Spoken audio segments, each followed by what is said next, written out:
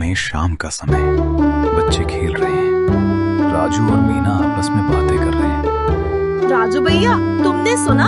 वो पुराने पीपल के पेड़ के पास वाली हवेली में कल रात फिर से अजीब सी रोशनी दिखी है।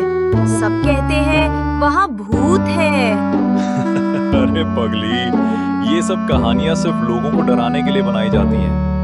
भूत प्रेत जैसी कोई चीज नहीं होती। मैं तो आज रात वहीं जाकर देखूंगा। नहीं, प्लीज मत जाना। सब कहते हैं जो वहाँ गया वो वापस नहीं आया। पास बैठी दादी ध्यान देती है और गंभीर आवाज में बोलती है, मीना सच कह रही है बेटा। वो हवेली कभी ठाकुर साहब की थी।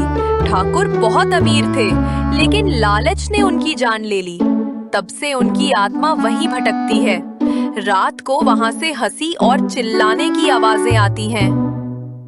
दादी धीरे धीरे डरावना माहौल बनाकर कहानी सुनाती हैं। कई साल पहले ठाकुर साहब ने गांव वालों की जमीन हड़प ली थी।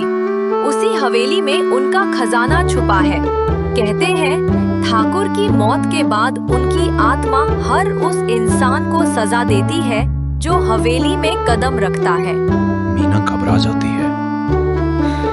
भैया सुना ना, दादी ने कहा है वहाँ जाना मना है। मुझे किसी भूत से डर नहीं लगता।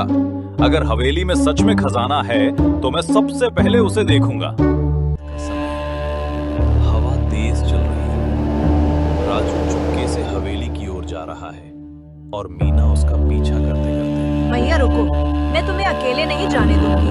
दोनों हवेली के गेट तक पहुंचते हैं और हवेली के अंदर से अजीब सी आवाज सुनाई दी। देखा मीना, ये तो बस पुराना गेट है, हवा से खुल गया होगा। चलो अंदर चलते हैं। टूटी खिड़कियां, हवा की आवाज। राजू और मीना धीरे धीरे अंदर आते हैं। भैया, यहाँ कितना सन्नाटा है, मुझे अच्छा नहीं लग रहा। चलो वापस चलते हैं। डरने की जरूरत नहीं, ये सब बस पुरानी हवेली की हालत है, कुछ नहीं होगा। अचानक दरवाजा बंद की आवाज आई। भैया, क्या आपने दरवाजा बंद होने की आवाज सुनाई दी? रुको, हम कोई दूसरा रास्ता ढूंढ लेंगे। और अचानक से किसी के आने की आवाज सुनाई दी। भैया, ये सब अपने आप कैसे हो रहा है? हॉल के बीच धुएं जैसा कोहरा बनता है और धीरे धीरे ठाकुर साहब की आत्मा प्रकट होती है। लाल चमकती आंखें, डरावनी हंसी। कौन आया मेरी हवेली में? जिसने भी यहाँ कदम रखा उसने मौत को बुलाया। भैया, ये भूत है। ये सचमुच भूत है। तभी बाहर से दादी और गांव वाले मशाल लेकर राजू और मीना के पास आते हैं। ठाकुर, तेरे पाप का राज अब सबको पता चल चुका है। तू चाहे जितना डराए, सच को मिटा नहीं सकता। ठाकुर की आत्मा धुएं में बदलकर गायब हो जाती है। अब हमारी जमीनें हमें वापस मिलेंगी। ठाकुर की आत्मा को शांति मिल गई। दृश्य, हवेली धीरे धीरे ढह रही है।